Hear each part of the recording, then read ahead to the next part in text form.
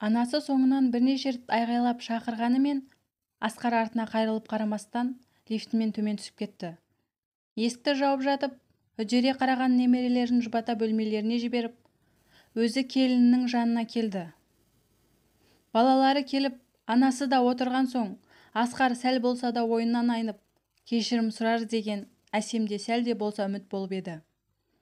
Үміті ақталмай, керісінше ол әйелді ашық анасының алдында мойындағаны Әсемді қорлағандай көрінді. Жүрегі жараланып, ашудан жан-жағын қиратып тастағысы келген Әсем, енесі отырған соң өзін қолға әзер ұстаған болатын. Ашудан енесінің айтқандары құлағына кірер емес, тек жылаумен болды. Әптен әлі құрып шаршағанда өзіне келген еді. Енесі шай қайнатып, Әсемді үстелге шақырып, екеуі оңашада ұзақ сөйлескен болатын. Дәл қазір ең жақын жанашыр жан енесі болып көрінді. Жас кезінде болған өзінің басындағы жағдайларды әңгіме етіп ұзақ отырды. Әсем енесі қайнатқан күрең шайды ішіп, әңгімелерден көңілі сәл болса да көтеріліп қалған еді. Кеште батты. Асқардан сыбыс жоқ. Өздері сөйлесе тамақ ішіп, енесі сериалын көріп, балалары ойынға айланып отырған соң, Әсем құрбысына хабарласады. Болған жағдайды жеткізіп, екеуі ұзақ әңгіме құрған еді. Әсем бағанағыдай емес, өзіне келген болатын. Ал Асқар сол күні келмеді. Әсем болса түнімен көз ілмей ойланып бір шешімге келген болатын. Таңертең балаларын мектепке жеткізіп тастап, өзі енесіне шай беріп отырып, қабылдаған шешімімен бөліскен еді. Мама, мейлі, Асқар екінші рет үйленсе үйлене берсін. Мен ажыраспаймын деп шештім. Балаларым әкесіз өспесін. Осы қадамға солар үшін барып отырмын. Дұрыс жасадың, қызым. Саған оңай тимегенін білемін. Бірақ балаларың үшін жасап отырған шешімің өте дұрыс. Сен алаңдама. Мен сені әркез қолдаймын. Анаң марқұм жаныңда болса, ол да солай айтар ма еді. Өте жақсы адам еді, жарықтық. Деп көзіне жас ала, Әсем енесін жұбатып, қолынан сүйіп қыса. Енесі де Әсемнің маңдайынан сүйіп, бауырына басып жатты. Екеуі шай ішіп бола, түске қарай балалары келіп, Әсем балаларын ертіп, енесі бәрі бұрынғыша қыдырып сыртта жүрді. Бүгінгі күндерін көңілді өткізген еді. Сатып алған заттарын көріп, өздері у-шу болып жатқанда Асқар келген болатын. Есікке сүйеніп тұрған Асқарға Әсем жүре сөйлеп, жақсы Асқар, мейлі, үйлене бер. Оған шамаң да ақшаң да жететінін жақсы білемін. Бірақ осы үйді менің атыма аударып бересің. Балалардың атына шот ашып, ақша аударып қой. Сосын мен өз кәсібімді бастасам деймін. Осы жағында қарастыруың керек. Әсемнің құйып берген кофесіне қант қосып қасықпен араластырып, басын көтере әр қимылына қараған Асқар, Әсем сөзін аяқтағанша үнсіз тыңдап отырған еді. Тым көп емес. Осы тірліктер қолыңнан келеді деп ойлаймын. Кофені бір ұрттап алып, кесені қойып, дәмін тілмен сезіне сөйленген Асқар, сен шынымен де келісіп отырсың ба? Керемет. Саған жомарттық өте жарасады. Бәрі сен қалағандай болады. Уәде беремін. Мені қолдағаныңа рахмет деп кофені соңына дейін ішіп, орнынан тұрған болатын. Оңашада өздері сөйлесіп алсын деп анасы сөздеріне араласпаған еді. Асқардың ас үйден шығып бара жатқанын көріп, Асқар ұлым, асықпай ойланып алып шешім шығар. Балаларың мектепке барады. Сенің көмегің керек. Әйелің болса жап-жас әп-әдемі. Саған не жетпей жүр, а? Мама, Әсем өзі келісіп отыр. Балаларға арасында келіп тұрамын. Ақшалары болады, үйлері бар. Неге бәрін қиындата бересіздер? Балалар өсеген соң өздері түсінеді. Болды, мен кеттім. Әйеліне қарап, Әсем, ертеңнен бастап сенің айтқандарыңды істейтін боламын. Балаларын құшақтап сүйе, бөлмелеріне жіберіп, анасы мен Әсемге қарап, жақсы онда, мен кетейін. Мама, өзіңізге қараңыз. Әсем, саған ертең хабарласамын. Сау отырыңдар. Есікті жауып кете берген соң әсем үстелге сүйеніп отыра кетті. Енесі жанына келіп жұбатпақ болып еді. Мама, менде бәрі дұрыс, уайымдамаңыз, деп білдіртпеді. Қызым, бұл да уақытша, өтіп кетеді, мықты бол. Балаларың жаныңда, мен де жаныңдамын, бірге өтеміз, тек еңсеңді түсірме. Асқар алаңсыз кілтін айландыра сыртқа шығып, машинасына отырып, телефоны шұқылап кетті. Бар ойы тоқалы болатын, әйелге қымбат сыйлық жасамақшы. Ары-бері қарап, интернеттен ештеңе таппаған соң, арнайы әшекей бұйымдар сататын жерге келеді. Бутиктерден таңдап отырып, жылтыр тастары бар алтын сырға алуды жөн көрген еді. Сыйлығын алып, қолына гүлмен ғашығына жетеді. Сәнді көйлек киіп, дастарханды толтырып тастаған сары шашты әйел Асқарды күле қарсы алды. Асқар Алманың жалдамалы пәтерінде тұрып жатқанына 10 шақты күн өтті. Қалаған уақытында қыдырып, бақыттан бас айналып жүргенде, уақыттың қалай тез өткенін сезбегенде еді. Әдеттегідей таңертең тұрып, душқа бара жатқанда, әсем телефонын шалып, жұмыстарын бітіруге қашан келетінін сұраған еді. Өзі хабарласатынын айтып, Асқар телефонды қоя салады. Таңертең ерте салонға кеткен Алмадан хабар жоқ. Асқар ас үйдегі иісі мұрынды жаратын Алманың пісірген дәмді тағамдарын жеп отырып, өзін көңілсіз сезінген еді. Балаларын сағынды ма, әлде әсем хабарласқан соң өзін кінәлі сезінді ме, жүрегі дүрсілдеп отыратын. Орын таппай ары-бері сандалып жүрді де қойды. Осы сәтте қолында азық-түлік салынған пакеттері бар Алма да үйге кірген болатын. Өзін ең шебер әйелдей сезінген Алма Асқардың алдына бар өнерін көрсетіп әлек. Көңілінен шығу үшін жылы сөздерді де аяған емес. Асқардың жабырқы көңіл күйін байқаған Алма, батырым, қандай мықтысың, қолдарың сондай қатты, саған жарасады, сондай идеалсың ғой, деп мақтау сөздерін жаудыра қандай тамақ жегісі келетінін де сұрап қояды. Асқар көңілі түскенімен Алманың сөздеріне семіре керіліп, жақсылап манты түйіп берші жаным, сен сондай дәмді пісіресің. Алма келсе, кешкі асқа манты пісіруге кірісіп кетеді. Ал Асқар әдетінше диванда жатып, телевизорды пультпен ауыстырып отырған еді. Телевизордан ештеңе таппаған соң, қолына телефонын алып, бұрынғы суреттерін ақтарып кетті. Естелік естен кете ме? Әсеммен балалармен түскен суреттерді көріп, әдемі сәттерін көз алдына елестеп өтті. Есіне оралған сайын әр жерден отбасының жылуын іздейтін болды. Алдынан жүгіріп шығатын балаларын сағына бастады. Ертең Әсемге үйді атына аудару үшін барып, балаларын көріп қайтқысы келді. Қалаған әйелдің жанында отырып тамақ ішсе де, улап-шулаған отбасы әлде қайда артық көрінді. Таңды көзбен атырған Асқар ертерек тұрып, Алмаға бүгін балаларының жанында болатынын ескертіп, таңғы асын асыға ішіп үйден шыққан еді. Магазинге барып, балаларына сыйлық ала түс ауа үйіне жеткен болатын. Әсем есікті ашып, Асқар екенін көре, үйге кіруге рұқсат береді. Балалары әкелерін көріп, қуанып, әдеттегідей мойнына асылып, Асқар да қатты сағынған. Ұл мен қызын жібергісі келмей, ұзақ құшақтап тұрды. Асқар шыға бере Алма телефонын алып, әпкесімен сөйлесуге кірісті. Амандық саулықтан кейін бірден өздерінің әңгімелеріне көшеді. Ойына бәрі жиналған Алма демін ішіне тарта, мына шалдың көңілін табамын деп шаршадым. Өзі бір жүрген қырсық біреу. Шыда енді, аз қалды. Соңғы кездері көңілсіз балаларын ойлап жүрген сияқты. Онда тездетіп іске кіріс, осылай жалғаса берсе ештеңе жоқ қаласың. Неден бастасам екен?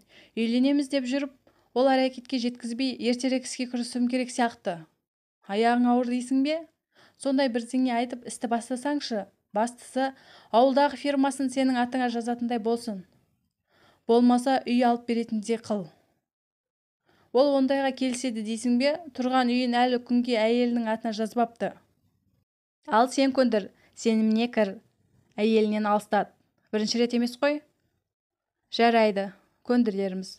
Басқасын қатырғанда бір шал сөз болып па, деп телефонын қоя сала, Алма қалай істеу керектігіне бас қатырып, Асқар келгенше жоспар құруға кіріседі. Асқар отбасымен арқа-жарқа болып шай тамақ ішіп, көңілі көтеріліп қалған еді. Қанша уақыт өтсе де кетуге асқар емес. Бүгін кеш болған соң құжаттарды кейінге қалдырған. Ыстық сезімде қимастықпен отырғанда Алманың қоңырауы бәрін бүлдірген еді. Отбасымен қоштаса шыққан Асқар телефонымен сыртқа шыға сөйлесті. Жақсылап образға кірген Алма әдемі сөздерімен арбап әлек. Жылы сөздерге иландырып алды ма, Асқар Алмаға жетуге асықты. Үйді безендіріп, жақсы көйлекпен Алма тағы да Асқарды таң қалдырған еді. Әдемі көріністен есін жоғалтқан Асқар Алманың кез келген тілегін орындауға дайын болатын. Асқарды буымен риза қылып, Алма әрекетке көшеді. Басын еңкейтіп, көңілсізденіп, тырнақтарын тістеп, уайымдап тұрған адамның кейпіне енеді. Алманың көңілі түсіп кеткенін байқаған Асқар бірден не болғанын сұрап әуреге түскен болатын. Көздеріне жас ала Асқарға қараған Алма: «Жаным, менің аяғым ауыр. Біздің баламыз болады. Бірақ менің жағдайым жақсы емес, не үйім жоқ, күйім жоқ. Балама қалай қамқор болатынымды ойласам, көңіл күйім түсіп кетеді». «Не, аяғың ауыр ма? Жақсы жаңалық қой. Қашан білдің?» «Таңертең. Сен кете өзімді жайсыз сезіндім».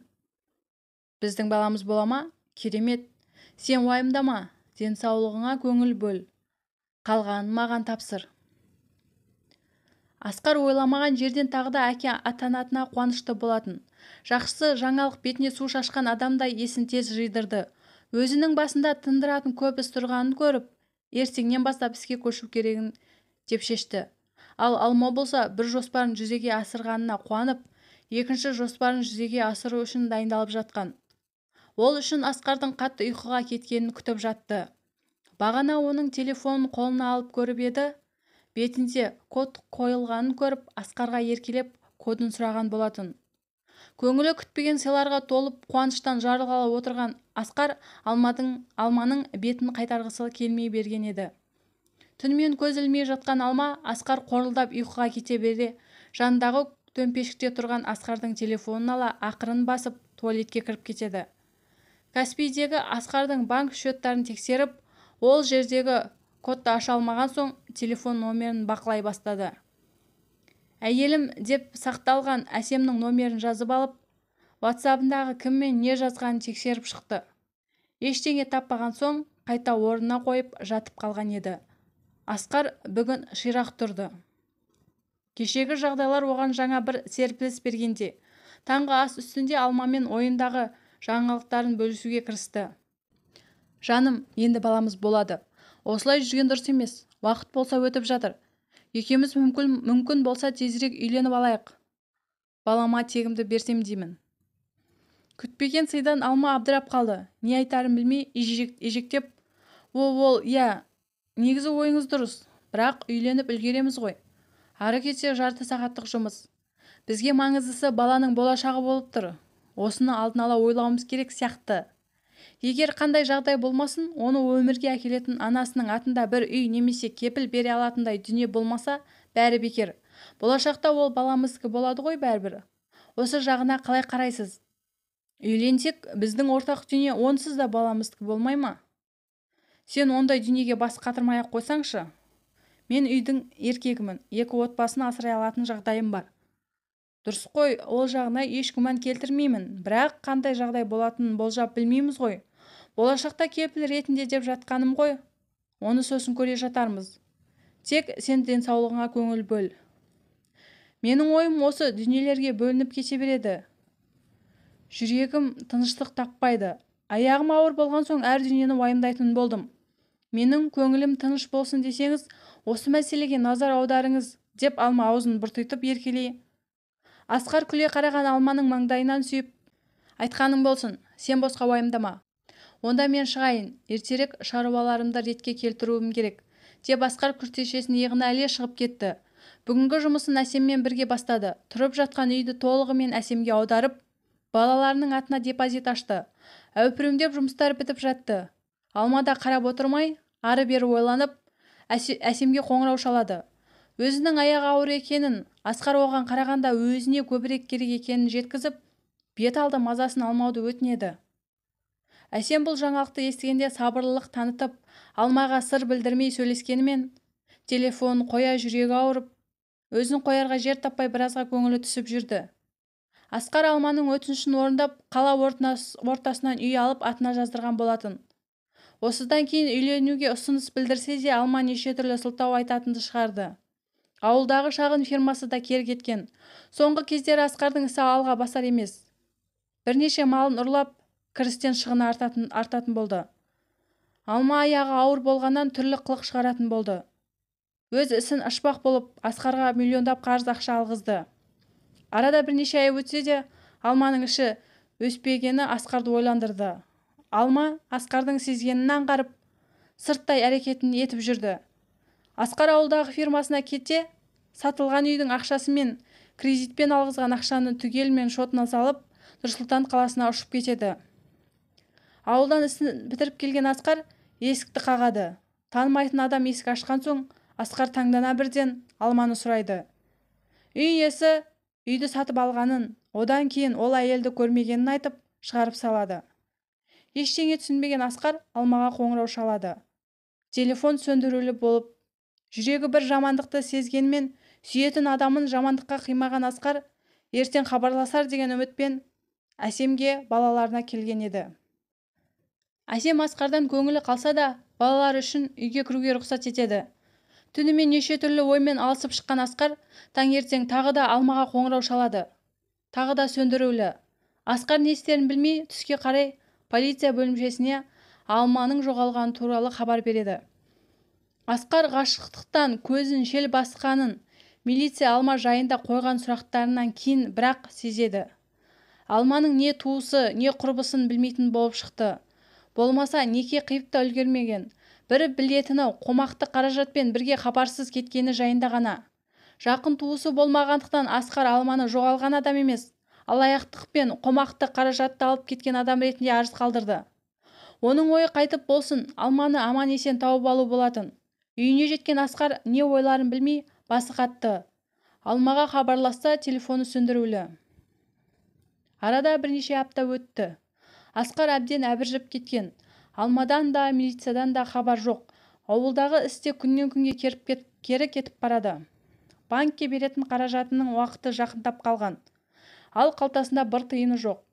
Әсем болса қабағы қатулы, үн қатпайды. Анасы ауылына қайтып кеткелі біраз болған. Үйдің берекеті қашып бітті.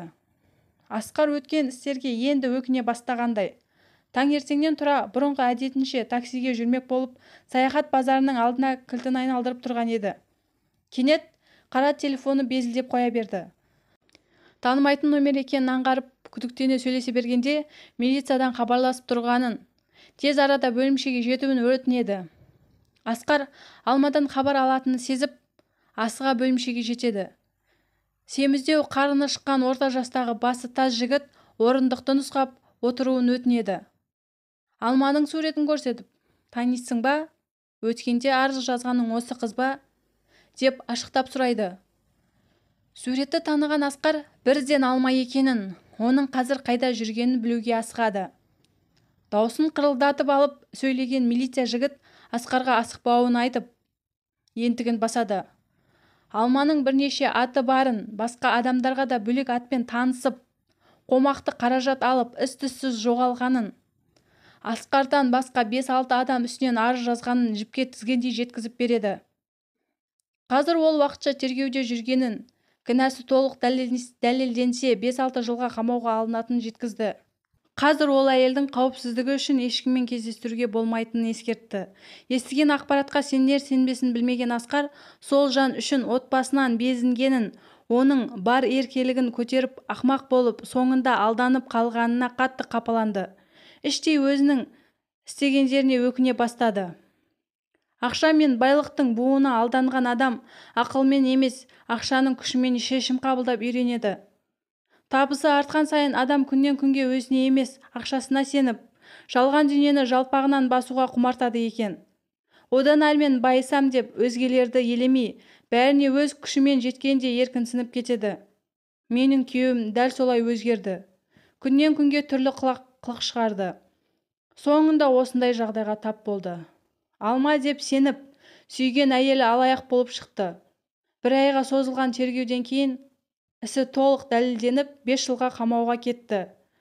Жақында интернеттегі бір сайттан ол әйел жайында Ақтөбенің сұлу сылқымы алаяқтықпен ұсталды деген мақала оқып қалдым. Алдаған адамдары көп. Көбісінен жоқ дегенде 10 миллиондап алған деп естідім. Сонша ақшаны не істеді екен? Осы жағдайларда уақыттың еншісімен ұмытылып келеді. Қазір күйеуім ауылдағы фирмасына қаражат керек болып, мен өз атымнан кредит алып бердім. Жұмысы ақырындап қалпына келіп жатыр. Балаларымның әкесі болған соң басқа амалым болмады. Өзі де қателескенін айтып, өткеніне өкінетінін, болған істерден сабақ алғанын айтып, менен кешірім сұрап жүр. Бәрібір бұрынғыша болмайды екен. Бірақ бұрынғыдай емес, балаларына көңіл бөледі, отбасымызбен жиі қыдырамыз. Өзім әкеден ерте айырылған соң, балаға әкенің орны қаншалықты маңызды екенін жақсы білемін. Сондықтан да оларды ажыратқым келмейді. Мүмкін уақыт өте ол адамды кешірермін. Бірақ екінші рет сенім артуы керек па жоқ па соны білмеймін. Осы жағдайлар мені жауапкершілікті өз мойныма алу керектігін үйретті. Қыздар, қандай жағдай болмасын, тек мықты болып, сабыр етіңіздер. Қалғанын Алла өзі реттейді, деп сөзін аяқтады кейіпкеріміз.